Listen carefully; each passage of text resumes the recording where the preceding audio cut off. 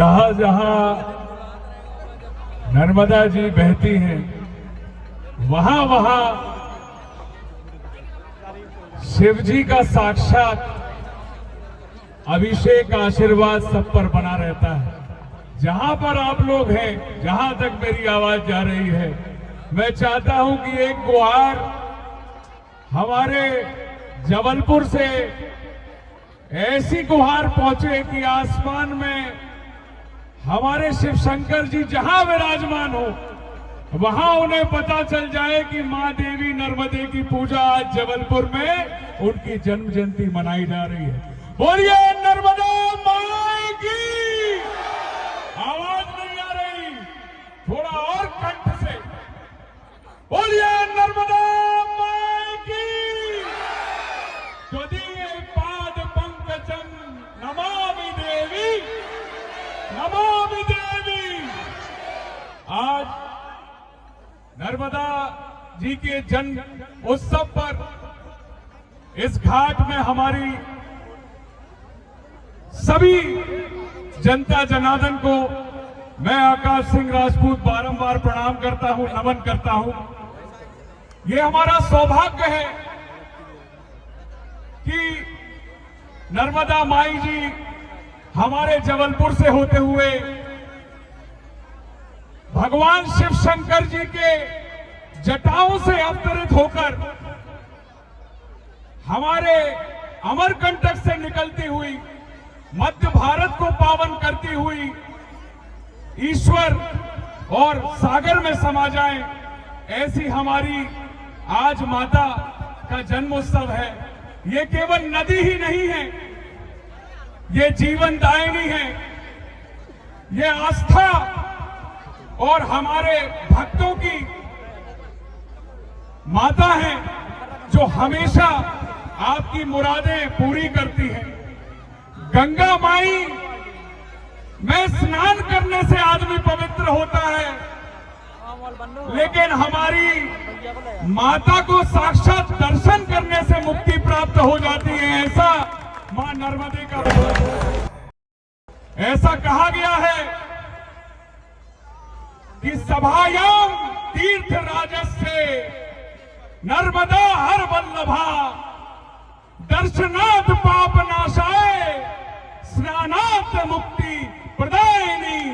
बोलिए नर्मदा माई की।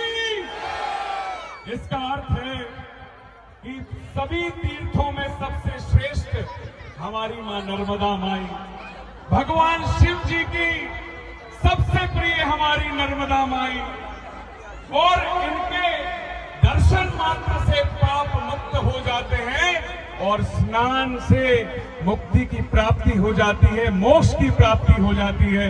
आज मेरा सौभाग्य है कि इतने हमारे सभी साथियों ने हमारा स्वागत सत्कार किया है। मैं इसके लायक नहीं हूं, लेकिन मां का ऐसा आशीर्वाद है कि पिछले वर्ष भी मैं यहां पर आया था और आने वाले हर समय में प्रयास करूंगा कि नर्मदा जयंती पर माता के बारंबार आरती करूं, इनके दर्शन करूं और अपने पाप नाश करूं और मुक्त हो जाऊं, मोक्ष की प्राप्ति मिले। आप सब लोग आज जो कार्यक्रम देख रहे हैं, इतने शानदार हमारे नर्मदा माई के सेनानी आज शैलेंद्र भाई यहां पर हैं। मैं चाहता हूं कि हम सब नर्मदा माई के इतने बड़े भक्त हैं, तो क्या हम एक संकल्प मां नर्मदा के लिए मिलकर ले सकते हैं? बताइए, ले सकते हैं कि नहीं ले सकते? मैं चाहता हूं, मैं निवेदन करता हूं कि मां नर्मदा के लिए हम लोग स्वच्छता के लिए मां नर्मदा को साफ रखें। उनके घाटों में जितने भी हमारे नर्मदा माई के घाट हैं, उनका सफाई का आंदोलन हम स्वयं से शुरू करें। कोई आदमी, कोई ठेकेदार नहीं होगा सफाई के लिए। मां नर्मदा की सफाई की जिम्मेदारी हम सबको लेना पड़ेगी। बोलिए, तैयार हैं? कोई भी कचरा कहीं भी मिले, आप स्वयं उठाकर उसे डस्टबिन में डालें और कचरे के डब्बे में डालें। मैं बारंबार प्रणाम करता हूं और आपको नमन करता हूं और आपको धन्यवाद भी कहता हूं कि यहां पर इतने बड़े बड़े सेनानी जिन्होंने दिन रात अपना जल त्याग कर नर्मदा जी की सफाई के लिए, नर्मदा मां के लिए, निरंतर सफाई के लिए अपना अन्न त्याग दिया। ऐसे हमारे गुरु, ऐसे हमारे संतों की भूमि, ऐसी तपोभूमि कि भगवान शिव के तप से मां नर्मदा का जन्म हुआ था।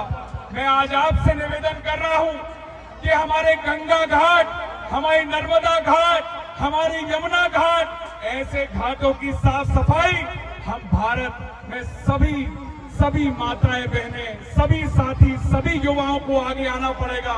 तब जाकर हम आने वाले समय में अपनी आने वाली पीढ़ियों को इसका महत्व समझा सकेंगे। मैं आपसे ज्यादा ना बोलते हुए, आज अपनी वाणी को विराम करते हुए केवल एक संकल्प चाहता हूं, और एक संकल्प, ऐसा संकल्प कि स्वच्छता में सबसे आगे। आज देखिए कि पूरे भारत में इंदौर नंबर 1 है, भोपाल नंबर 1 है। आने वाले समय में मैं चाहता हूं कि जबलपुर नंबर 1 बने। बोलिए, बनेगा नंबर 1, बोलिए नर्मदा हार हार हार। बहुत बहुत धन्यवाद। जिन्हें हम सुन रहे थे, अगर हम एक शब्द दूर करने के, आप माननीय मंत्री जी के पुत्र हैं और आपका व्यक्तित्व अगर आप सभी को बतलाएं तो आप एक स्टार रहे, जिन्होंने टीवी चैनलों में हम लोगों ने आपको देखा है भैया। मिर्जापुर, आश्रम जैसी वेब सीरीजों में हमने आपका किरदार देखा है। इसके साथ साथ हमारे भैया को ग्रीन मैन भी कहा जाता है। 10 लाख से ज्यादा वृक्ष बुंदेलखंड की धरती पे भैया द्वारा लगाए गए हैं। और सुनिए, आप हमारे प्रेरणा स्रोत क्यों हैं? हम आपको प्रेरणा स्रोत क्यों मानते हैं? उसका जीवंत उदाहरण है कि आपने 52 से ज्यादा विद्यालय गोद लेकर उन्हें डिजिटल शिक्षा के क्षेत्र में बढ़ावा दिया और 3 स्टार जैसे होटल जैसे हमारे विद्यालयों का निर्माण कराया।